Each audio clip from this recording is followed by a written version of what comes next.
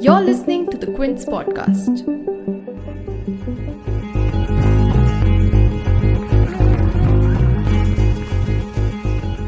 Rasam. It's piping hot, spicy with a hint of tang. Variants range from an almost clear yellow soup to a golden brown broth. An indigenous invention that's millennia old, and a recipe that stands apart in the kitchens of South India. Quint rasam, வேப்பம்பூ ரசம், சீரா ரசம், வெறும் தக்காளி ரசம், அந்த தக்காளியே அரைச்சி விட்டு அது ஒரு ரசம், மைசூர் ரசம்.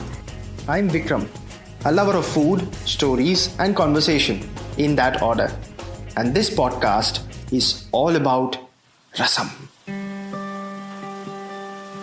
My first memory of food is of course paruppu saadam or pappannam in Telugu, doused with 2 tablespoons of ghee mildly salted and flavoured with fresh tomato rasam, cooked in the traditional eeya chombu. Okay, now let me break down the memory for you into the recipe, the ingredients and the history, and hopefully you'll get a taste of the quintessential comfort food, age no bar. Without much ado, allow me to introduce you to my grandmother, Savitri, who is 90 years old and one of the finest chefs I've known in my life. And her rasams are to die for. எங்கள் அப்பா அம்மா கூட இருக்கும்போது When I was a child at my parents' house, the cooks at home would teach us to cook in the evenings like my father instructed. அதுக்கு அந்த குக்கை வச்சு அப்பா சொல்லிக் கொடுக்க சொல்லுவார். அவள் தான் எங்களுக்கு முதல்லேருந்து From simple jeera rasam and spicy dal paste to every variety of rasam, I learnt it from them. அவள் தான் சொல்லிக் கொடுத்தா. முதல்ல ஒரு தடவை நான் ஜீரா ரசம் பண்ணினேன். அது தோரம்பு. My first rasam, instead of adding tur dal, I added boiled chana dal. My father was like, "What have you done?" And I said, "I don't know, Pa. I thought it was tur dal." And then I corrected everything. அதுக்கப்புறம் அதெல்லாம் மாற்றினேன். உனக்கு அரைச்சி You like the rasam in which the tomatoes are blended and then tempered with mustard seeds and jeera.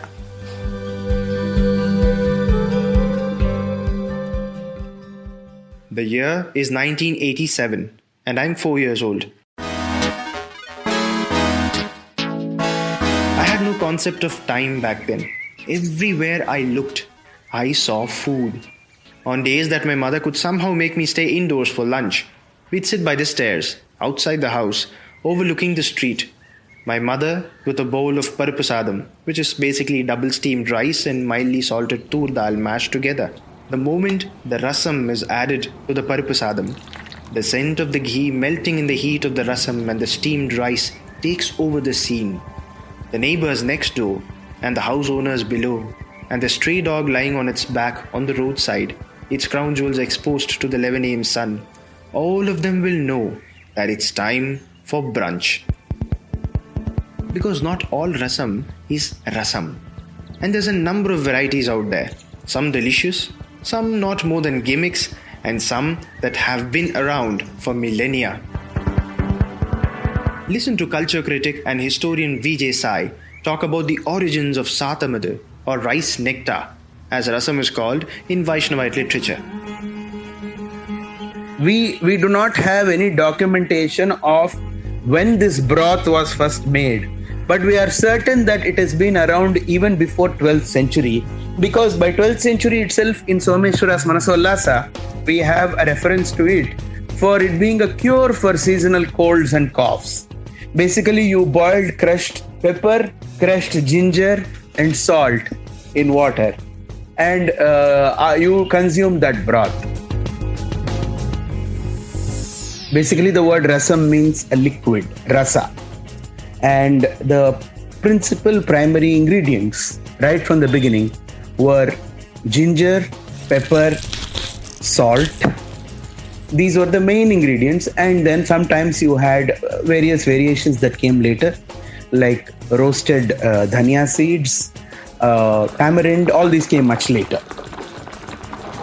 Anyone who's had rasam, especially in Tamil Nadu, will vouch for the almost magical properties of the eeya chombu or the lead vessel. Eeyam in Tamil means lead, but the vessel is actually made of velli eeyam or a tin alloy. நல்ல taste. It has a very good taste when the rasam is made in the eeya chombu, ஈயச்சொம்பு வச்சா மட்டும் but you must keep the flame in sim. அது உள்ளுக்கு If you let it boil over, the vessel will melt அது away. ஊற்றினாக்க அது ஒழிக்கணும். At 231.9 degrees Celsius, it's got an extremely low melting point, and so cooking rasam in it is an art in itself. But it does something to the rasam that's extraordinary, like a tiny pinhead of raw camphor that enhances the flavors of a payasam. Eeya chombu enhances the aroma of the rasam and lets the asafoetida or hing work its magic. And yes, it does have a place in history as well.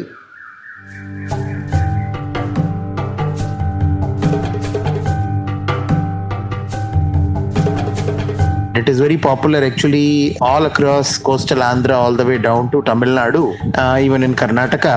You must understand that earlier all the vessels that were used for cooking or for serving were either brass or copper and so on and so forth. If it was brass, they were lined inside by a certain process called kalai, which basically was pouring a molten lead inside and lining the bowl, because eating on pure brass caused food poisoning. But yes, in traditional cooking across, in fact, from the 18th, 19th century onwards, eeya chombus became extremely popular. There are hundreds of varieties of rasam or charu if you're in the land of the Telugus, but the tomato rasam is the superstar, in that it's the most common and very, very easy to make. Here is how my party makes the tomato rasam in 2 methods. Listen carefully. Tomato போட்டு புளி ரசம் பண்ணுறாங்க. Soak tamarind in water and drain the water, filling a quarter of the tin vessel. Cut 2 tomatoes into large dices. Add salt, a piece of hing, add rasam powder and a pinch of turmeric powder. Put it on the stove over medium or low flame and let it come to boil. போட்டுட்டு பருப்பு ஜல As it bubbles, add a little bit of water that the dal was cooked in, mix and remove from flame. கடுகும் சீரகம். Now in a tablespoon of ghee, add a teaspoon of mustard seeds and jeera and curry leaves. Let them all crackle. And then pour over the piping hot rasam. This is one variety. தக்காளியும் கொஞ்சம் ஒரு You could soak tomatoes in boiling water for 2 minutes. Blend it, add to the tamarind water and then cook it. That's another type of rasam. திருப்பி பருப்பு ஜலத்தை போட்டால் இது ஒரு variety rasam. I can only imagine this vessel of rasam silhouette against a halo of sunlight, with the steam wafting up in the air. Ah.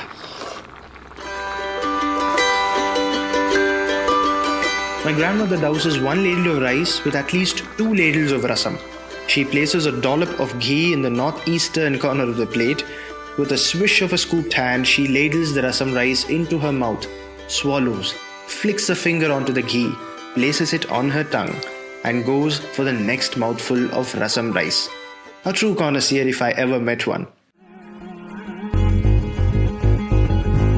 Like with food, if you enjoyed this podcast, I'm sure you'll be back for more. And that's the rasam, the essence of it all. So do consider subscribing to the Quint for exclusive delicious content. And thank you for listening.